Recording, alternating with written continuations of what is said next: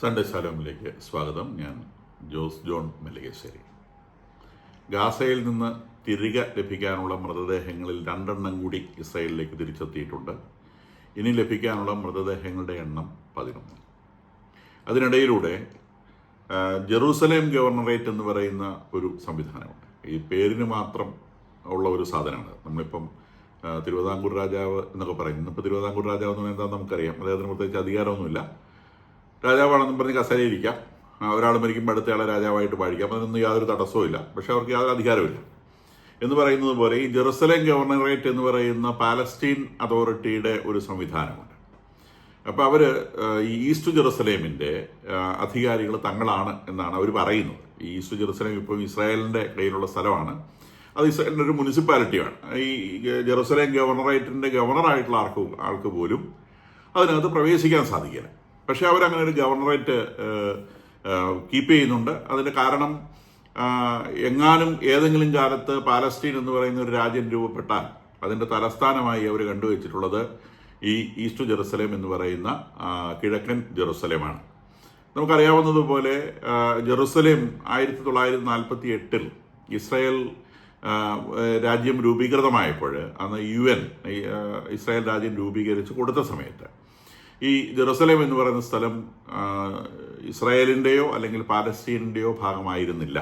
അത് ജൂതന്മാർക്കും ക്രിസ്ത്യാനികൾക്കും പിന്നെ മുസ്ലിങ്ങൾക്കും പ്രാധാന്യമുള്ള ഒരു സ്ഥലം എന്ന നിലയ്ക്ക് അത് ഒരു ഇൻ്റർനാഷണൽ പ്രോപ്പർട്ടി ആയിട്ട് സൂക്ഷിക്കാം എന്ന ഒരു ധാരണയാണ് ഉണ്ടായിരുന്നത്. പക്ഷേ ഇസ്രായേൽ രാജ്യം രൂപീകൃതമായതിൻ്റെ വെരി നെക്സ്റ്റ് ഡേ അറബ് രാജ്യങ്ങൾ ഇസ്രായേലിനെ ആക്രമിച്ചുകൊണ്ട് യുദ്ധം തുടങ്ങിയപ്പോൾ ഇസ്രായേൽ തിരിച്ച് യുദ്ധം ചെയ്യുകയും ആ യുദ്ധത്തിൻ്റെ ഭാഗമായി തന്നെ അവർ ജെറുസലേമിൻ്റെ പകുതി, അതിൻ്റെ വെസ്റ്റേൺ പാർട്ട് അവർ പിടിച്ചെടുക്കുകയും ചെയ്തു. പക്ഷെ വാസ്തവത്തിൽ ഈസ്റ്റേൺ പാർട്ടാണ് ഇമ്പോർട്ടൻ്റ് ആയിട്ടുള്ള സ്ഥലം. കാരണം എല്ലാ റിലീജിയസ് മോണ്യുമെൻറ്റ്സും നിൽക്കുന്നത് ഈസ്റ്റേൺ പാർട്ടിലാണ്. ഈ ജൂതന്മാരുടെ ദേവാലയമായിട്ടുള്ള ജെറുസലേം ദേവാലയം നിൽക്കുന്നതും ഈ ഈസ്റ്റ് ജെറുസലേമിലാണ്. 1967 വീണ്ടും അറബികൾ ഒരു തവണ കൂടി യുദ്ധത്തിന് ചെന്നു. ആ യുദ്ധത്തിൽ ഇസ്രായേൽക്കാർ ഇസ്രായേൽ ഈ പാലസ്തീനികൾക്ക് ഭാഗിച്ചു കൊടുത്ത സ്ഥലം മുഴുവനും കൊണ്ട് പിടിച്ചെടുത്തു. ഈ പറഞ്ഞ അറബ് രാജ്യങ്ങളുടെ കയ്യിൽ നിന്ന് അത് മൊത്തം കൊണ്ട് പിടിച്ചെടുത്തു. അപ്പോൾ ആദ്യത്തെ യുദ്ധത്തിൽ 48 യുദ്ധത്തിൽ ഈ ഈസ്റ്റ് ജെറുസലേമും വെസ്റ്റ് ബാങ്കും ജോർദാൻ്റെ കയ്യിലായിരുന്നു.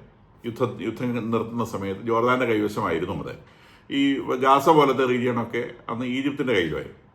ഈ 67 യുദ്ധത്തിൽ ഈജിപ്തിൻ്റെ കയ്യിൽ നിന്ന് ഗാസായും കൂടാതെ സീനായും പിടിച്ചു. സീനായ് എന്ന് പറയുന്ന പ്രദേശം കൂടി പിടിച്ചു.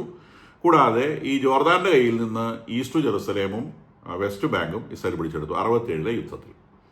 പിന്നെ ഈജിപ്തെ കരഞ്ഞു വിളിച്ച് കാല് പിടിച്ചതിൻ്റെ അടിസ്ഥാനത്തിൽ ഈ സീനായ് മരുഭൂമി ഈജിപ്തിന് വിട്ടുകൊടുത്തു. ഗാസായും വെസ്റ്റ് ബാങ്കും ഒക്കെ ഇസ്രായേൽ കയ്യിൽ വെച്ചു. പിന്നീട് ഓസ്ലോ അക്കോർഡ്സിൻ്റെ ഭാഗമായി ഈ പാലസ്തീനികൾക്ക് ഭാഗിക അധികാരം നൽകിക്കൊണ്ട് വെസ്റ്റ് ബാങ്ക് അവർക്ക് വിട്ടുകൊടുത്തു, ഗാസ റീജിയണും വിട്ടുകൊടുത്തു.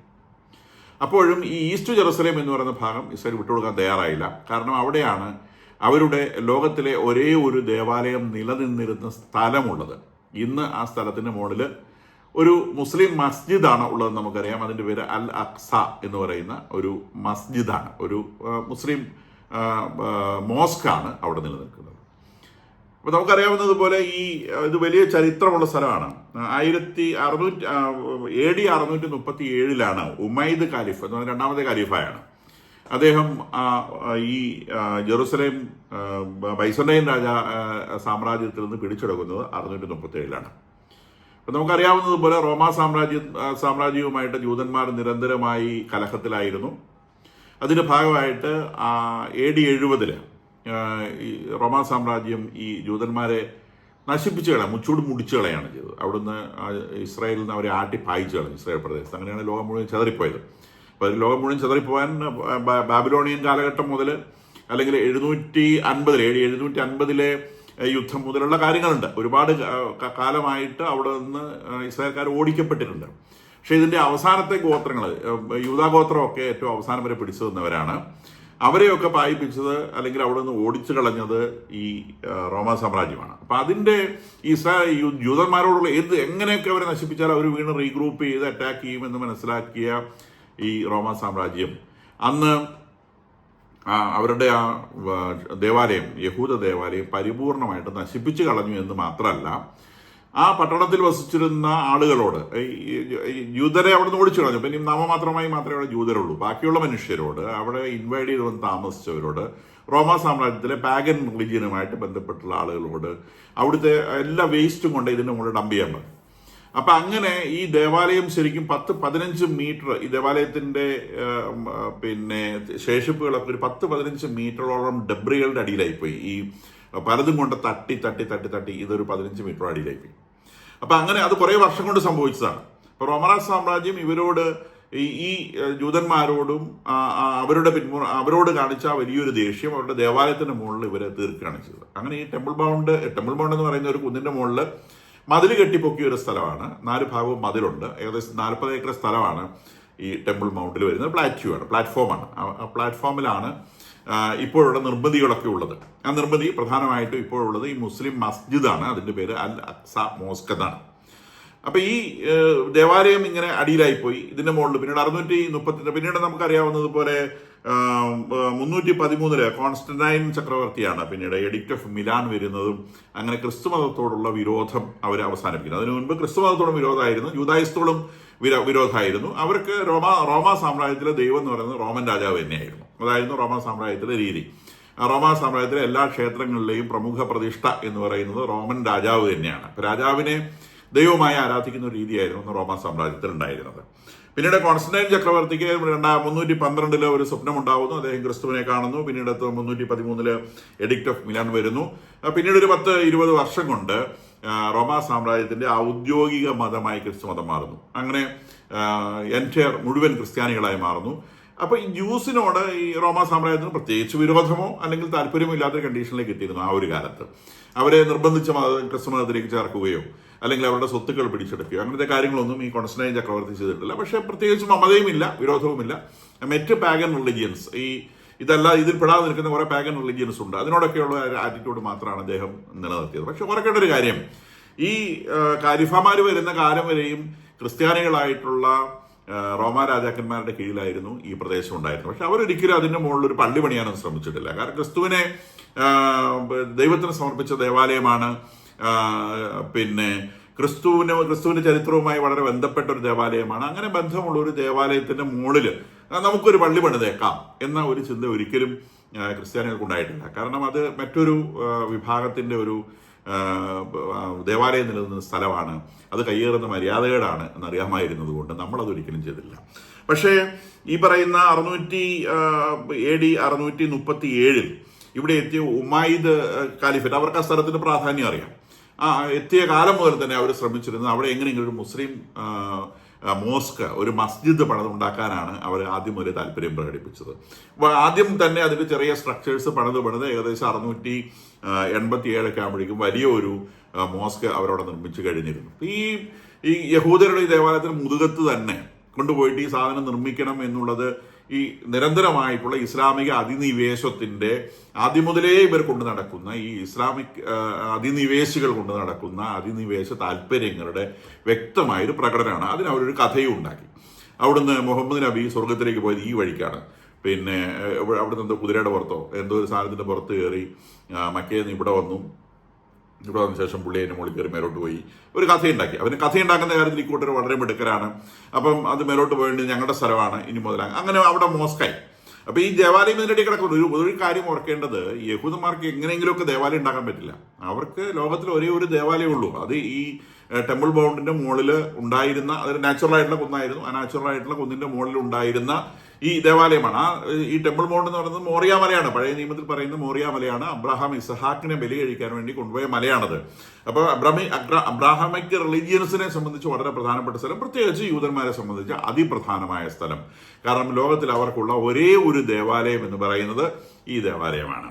അപ്പം ആ ദേവാലയത്തിന് മുകളിൽ തന്നെ കൊണ്ടുപോയിട്ട് ഈ സാധനം വെച്ചു. അപ്പൊ പിന്നീട് ഇത് 1967 യുദ്ധത്തിന് ശേഷം ഇത് ഇസ്രായേലിന്റെ കയ്യിൽ വന്ന ഉടനെ തന്നെ അവിടെ ആർക്കിയോളജിക്കൽ എക്സ്കവേഷൻസ് ഇവർ സ്റ്റാർട്ട് ചെയ്തിരുന്നു. അപ്പൊ നമ്മൾ പറഞ്ഞു തുടങ്ങിയത് ഈ ജെറുസലേം ഗവർണറേറ്റിനെ കുറിച്ചാണ്. ജെറുസലേം ഗവർണറേറ്റിനെ കുറിച്ച് പറയാനുണ്ടായ കാരണം, ഈ ജെറുസലേം ഗവർണറേറ്റ് ഈ ദിവസങ്ങളിൽ വളരെ ഗൗരവതരമായ ഒരു ആരോപണം ഉന്നയിച്ചു. ഈ ടെമ്പിൾ മൗണ്ടിന്റെ അടിയിൽ കൂടെ മൊത്തം ഇസ്രായേൽക്കാർ ആർക്കിയോളജി എന്ന് പറയുന്നത് തുറന്ന് ഈ മോസ്ക് ഇപ്പൊ താഴെ വീഴുന്ന അവസ്ഥയിലായി പോയിട്ടുണ്ട് എന്നാണ് അവർ പറഞ്ഞ ഒരു ആരോപണം. അപ്പോൾ സ്വാഭാവികമായിട്ട് ഇത് കുറച്ച് നാളായിട്ട് ഇങ്ങനെ എയറിലുള്ള ഒരു ആരോപണമാണ്. പക്ഷേ ഇത് ഔദ്യോഗികമായിട്ട് ഇപ്പോൾ ഈ ജെറുസലേം ഗവർണറേറ്റ് എന്ന് പറയുന്ന കടലാസ് ഗവർണറേറ്റ് പ്രഖ്യാപിച്ചപ്പോൾ അതിന് വലിയ വാർത്താ പ്രാധാന്യം ലഭിക്കുകയുണ്ടായി. വാസ്തവത്തിൽ ഇത് തുറന്നു തുടങ്ങിയത് ഇസ്രായേൽക്കാരല്ല. ഇസ്രായേൽക്കാർ ആദ്യം അതിന്റെ ആർക്കിയോളജിക്കൽ എക്സ്കവേഷൻസ് ആർക്കിയോളജിക്കൽ എക്സ്പേർട്സിനെ വെച്ചുകൊണ്ട് വളരെ സയന്റിഫിക് ആയിട്ടാണ് അവർ ആ പരിപാടി ചെയ്തുകൊണ്ടിരുന്നത്. പക്ഷേ 1980-കളിൽ ഈ ജോർദാന്റെ നേതൃത്വത്തിൽ ഒരു ടീം എക്സ്കവേഷൻ എന്ന് പറഞ്ഞുകൊണ്ട് അവിടെ നിന്ന് ഏകദേശം ഈ മൗണ്ടന്റെ അടിയിൽ നിന്ന് ഏകദേശം 3000 ട്രക്ക് ലോഡ് മണ്ണ് കടത്തിക്കൊണ്ടുപോയി. ഇവരിത് കടത്തിക്കൊണ്ടുപോയതിന്റെ പ്രധാനപ്പെട്ട ഉദ്ദേശം അതിന്റെ അടിയിലുള്ള യഹൂദരുടെയും ക്രിസ്ത്യാനികളുടെയും ആർക്കിയോളജിക്കൽ എവിഡൻസുകൾ ഇല്ലാതാക്കുക എന്നുള്ളതായിരുന്നു. അപ്പൊ ഈ മൗണ്ടിന്റെ ഈ കുന്നിന്റെ ചുവട്ടില് കുഞ്ഞുകുന്നാണ്. ഈ കുന്നിന്റെ ചുവട്ടില് വലിയൊരു തുരങ്കം ഉണ്ടാക്കിയത് ആദ്യം ഇവർ തന്നെയാണ്, മുസ്ലിങ്ങൾ തന്നെയാണ് ആദ്യം ഈ പണി ചെയ്തു വെച്ചത്. ഇസ്ലാമിസ്റ്റുകൾ തന്നെയാണ് ആദ്യം ഈ പണി ചെയ്തു വെച്ചത്. അവര് ഇത് തുറന്നു വെച്ചു. പിന്നീട് ഒരുപക്ഷെ ഇസ്രായേൽക്കാർ ഇത് ചാൻസ് ആയി കണ്ടിട്ടുണ്ടാവാം. അവര് ആർക്കിയോളജിക്കൽ എക്സ്കവേഷൻ എന്ന് പറഞ്ഞ് ഇതിനകത്തൂടെ തലങ്ങും വിലങ്ങും ഒക്കെ തുരങ്കങ്ങൾ ഉണ്ടാക്കാൻ തുടങ്ങി. എന്നിട്ട് അങ്ങനെ കണ്ടുപിടിച്ചു ഇങ്ങനെ കണ്ടുപിടിച്ചു എന്നൊക്കെ പറഞ്ഞ് ഇടയ്ക്കിടയ്ക്ക് റിപ്പോർട്ടുകൾ വരാറുണ്ട്.